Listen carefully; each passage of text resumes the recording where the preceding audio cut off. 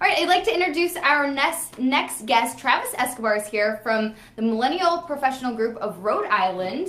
Hi, Travis. How you doing? Hey, how you doing? How you Good. doing? So nice to see you. Welcome Nice to Go see you. Local Live. Come a little bit closer so we can get you on camera. Okay. Yes. So Cool. how was your drive here? We were talking a little bit about the snow earlier. You know, it was great. Not a had problem. had a day off from work today, so feeling great. Perfect. Awesome. I think people thought that the snow was going to be a whole lot worse than what it actually is right now. So. Yes, good. Well, I'm glad that you made it safely. I know we were talking a little bit earlier, trying to make sure everything was going to be clear. All right, so why don't you tell us about the Millennial Professional Group of Rhode Island and just really kind of how it started and why you started it? Yeah, so the Millennial Professional Group of Rhode Island started in 2015 basically to inspire young people to stay in the state. We unfortunately have a stagnant population, an aging population, and unfortunately a lot of negativity about the state of Rhode Island. So we felt it was a unique opportunity to bring a diverse collection of millennials together and promote all the opportunities that exist here. So we've been doing a lot of professional development events. Our brand is Choose Rhode Island. So that's actually our first event in February 2015. And we're actually going to be having our third annual Choose RI event on March 22nd. So yeah, it's been really a great thing to really just bring people together from social events like a fly sweater party we had as a Christmas party to our Millennial Monday series where we bring on 3 millennials. They'll talk about sort of their experiences, their career, to sort of serious issues like budgeting 101 and financial literacy courses with Coastway Community Bank.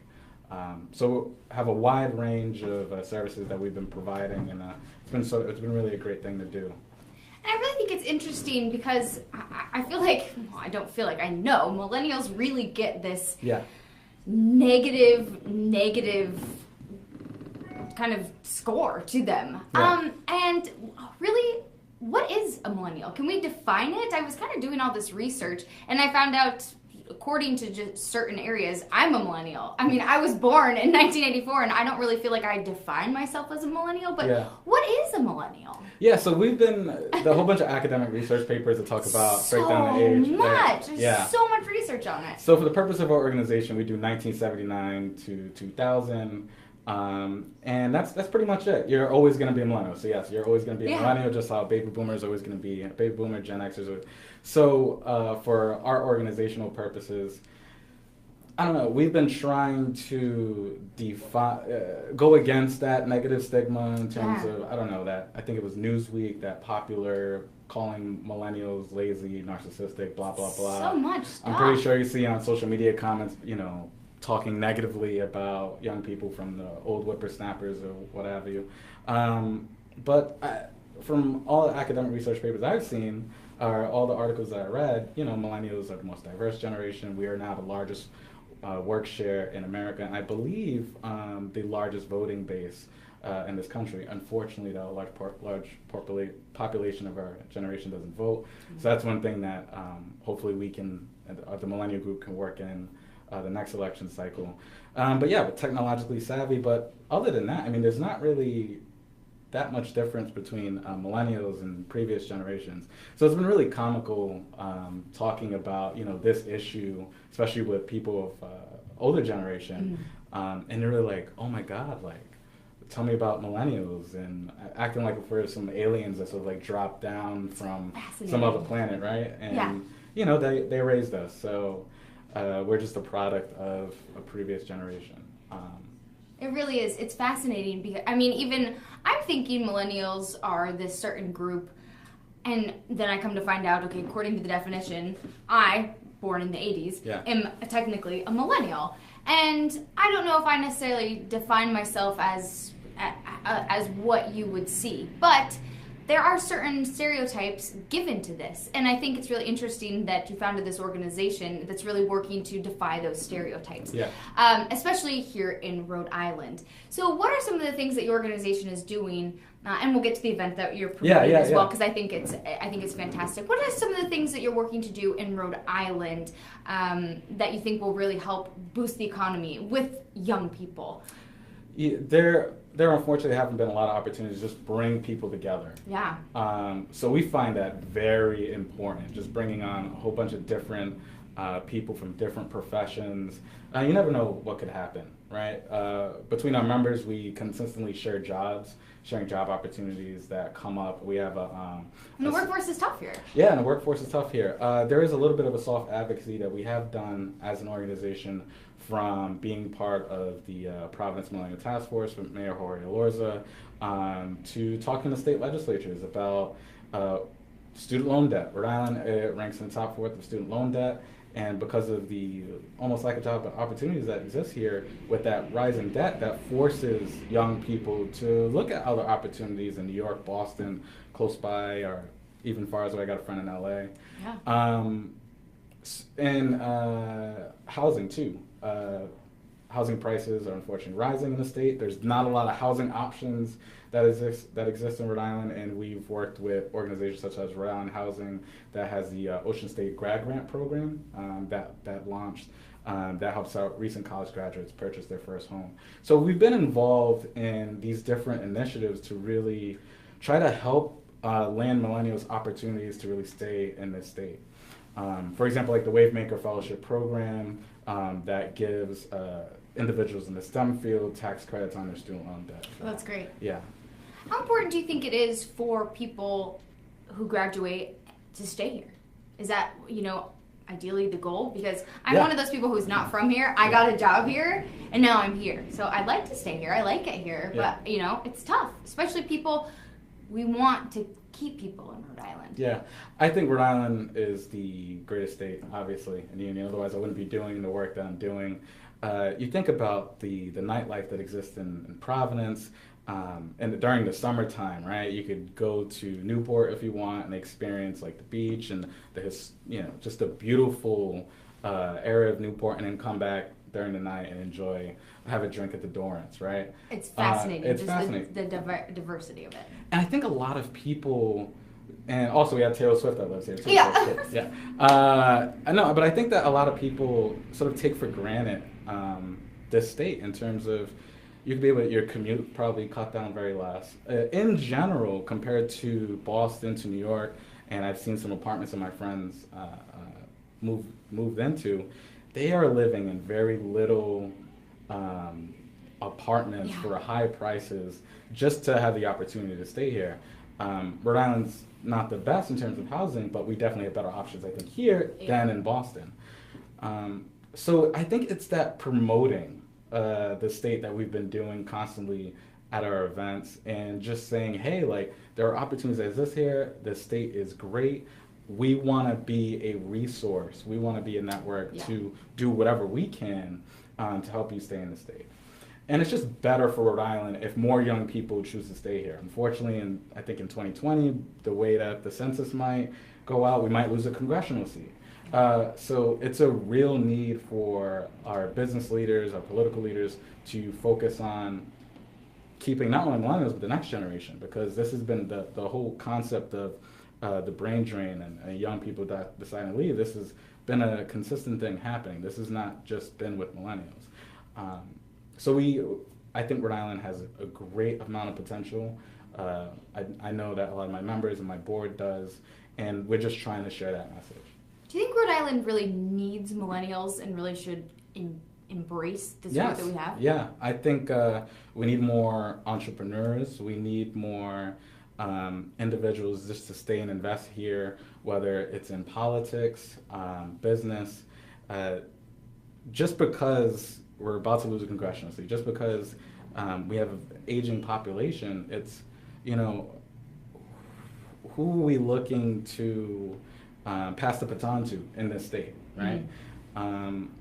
And if we don't have the talent here, the young talent here, then, the state being in the bottom of America's business climate right now, that's never going to climb up if we don't decide to invest in having more young people come in. And it's a race all over the United States. There are cities nationally. I think of nonprofit Campus Philly that is doing their best to convert recent college graduates and college students and promote them sort of their love for the city of Philadelphia and trying to keep young people there. So it's happening in other areas of the country, and I think it's really important for Rhode Island to be part of that movement. Do you think that, as a millennial, do you think that Yeah. we should be able to embrace this term now rather than, because there has been such a stigma around it? Do you think we should really flip it and embrace it and say, yeah, we're millennials, we're doing amazing things. Look at us and our success and our career and our life. Yeah, I really think so. I think our generation has found so many cool ways to sort of market ourselves. I mean, just the we're on live right now, right? Yeah, exactly. That's completely different than media, 10 years ago? It's 100% different. So there are a lot of people that are creating brands either on YouTube, on social media, developing products, connecting with one another. I think that's part of being a millennial. I think you should be proud of the fact that one, that we're young, right? and two, I think there are so many skills that we have just because of the generation that we're growing up in and the technological advances that we were fortunate to grow up in. I think we should be proud of that. And I think large majority of my peers don't fit that lazy, narcissistic. Yeah. They're looking to have side gigs, whether it's selling stuff online, right? Yeah. To make a second income, or I have a very diverse group, a diverse board that's volunteering their time and willing to give back to the community for the love of the state. And that's what we're trying to do in Millennial Group, is really just promote that there are a lot of young people that are invested in improving Rhode Island, and not your stereotypical millennial of what you see, I guess, in media, what they tend to make fun of. Yeah, and let's talk about this, because is this the media's fault? Whose fault is this? Let's look at some of the things that they've claimed media has ruined. I just did a quick search. So I've just read a couple reports on, here are things that articles have claimed millennials have ruined: the golf business, movie business, manners, vacation, bar soap, relationships, Home Depot, the running boom, breakfast or the cereal industry, the 9-to-5 workday, the NFL, fabric softener, crowdfunding, the suit, which you're wearing a suit, the American dream, democracy, focus groups, the European Union, banks, and fashion. That's a lot to credit just one group of people. Yeah, and it probably was, There's probably a million more things, right? Yeah, but it's probably someone that wasn't even a millennial that, wrote, that of list. Course. Yeah. Right? Democracy. Democracy, yes. By not voting, I guess. No, I think between that list, it's funny. I think of movies, right? Yeah. I know a lot of people that would much rather stay home than go out. Yeah, Netflix. The Fire Stick, right? There was a generation that caused the death of VHS, right? There's a generation that caused the death of, disc, and it's just advancing technology. Relationships are pretty funny. Really? Right? That's they're saying that we're I don't know. I don't even know. The European Union, okay. Yeah, so, the European Union. Well, I can't speak too much to that, but Home Depot. I find it interesting and comical, but like you said, is it media that's doing this? Who's writing these articles, and is it really the generation, or is it the technology advancing, as society that's advancing to be able to stereotype a certain group of people and a certain age? Because it's a span. You're defining it as 1979 to up to 2000, so that's a wide range. Yeah, we've done that for our membership purposes. There's a lot of people that are I guess some would equate the 79 to Gen X a little bit, that feel like they're millennials, so why not? But we've generally been opening to everyone. We have a mentorship membership, so we really try to make a diverse network. Let's talk a little bit about the event that you have coming up. So it's Choose Our Eye, and let's talk about the event. It is March 22nd at Hotel Providence from 5 to 9. So this is actually the third annual event that you have. Yeah. So it's our biggest networking event of the year.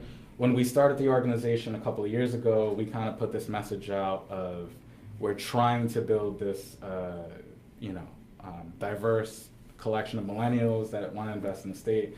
And we put that on Facebook, and we didn't know who was going to show up. We did it at the new Finnegan's, which is going to be a new great restaurant soon. But we put out, we had about 100 people there. And I remember we didn't have any funds, and we had a little printout of the hashtag #ChooseRI on a paper, and we had people take pictures with it. Now we can afford like these signs that people can take pictures with. Get Lupe to make buttons for you. Yeah, that actually would be pretty cool. So yeah, I mean, it's really all about giving a toast to the young people that want to invest in the state, that are here in Rhode Island, and having live music and sort of just promoting the membership and promoting a lot of the things that we've been doing as an organization over the past couple of years. So yeah, it's more of our thank you to the young people that decide to stay in the state. And we've shared #ChooseRI stories of people that decided to stay here, and we've used our hashtag to highlight businesses or just beautiful scenery that exists in Rhode Island that people necessarily maybe forget about or don't pay attention to. So that's what the event is about. It's our biggest networking event of the year, and we're just so happy that we're entering into year 3 now. Yeah, that's incredible. Yeah. Do you have any? I mean, you're very well spoken. You have it together. You're running this organization. I don't know if I have. You're like, well, you see, you did it today. Yeah. Do you have any political aspirations? You know, I think I studied political science at Rhode Island College, first to graduate from my family, high school and college, and highly inspired by the Change Obama 08 campaign. So I think always throughout my life, I always had this idea that I definitely want to run for office. We need more young people to run for office in general. We need more people of color, more women. We need a more diverse electorate. I think it's just so difficult to run for office when you have all of these, all of these financial obligations. You try to have a full-time job. Yeah. You're trying to get out of debt.